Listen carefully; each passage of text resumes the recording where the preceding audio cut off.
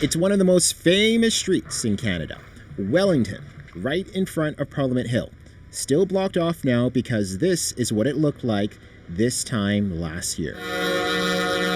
The street taken hostage by the convoy, to some, is still being held hostage, as most vehicles remain banned. I would lean towards reopening the street and allowing vehicles on the street while we make up our minds about the future of Wellington. Ottawa's new mayor wants a debate on this issue. He says the current arrangement isn't a good look. Reaction from locals is mixed. I just work here downtown, so it definitely doesn't make my life any easier. As a cyclist, it's really nice in the summer to be able to ride your bike on that street without the danger of cars and buses. Very nice. Very well, very well. This local MP is making it known. He wants the street to remain closed and to become part of Parliament Hill under federal control. This is probably the most complex bit of real estate in the country.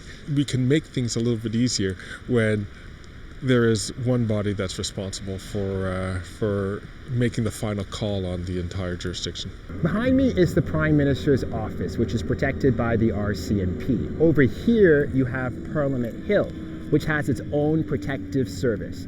The rest of it, the sidewalks, the street itself, well, that's the turf of the Ottawa Police Service.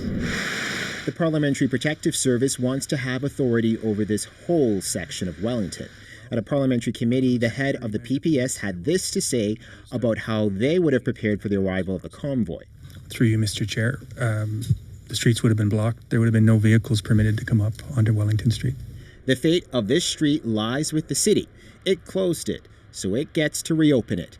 A debate that will begin in earnest at a committee meeting this week. David Thurton, CBC News, Ottawa.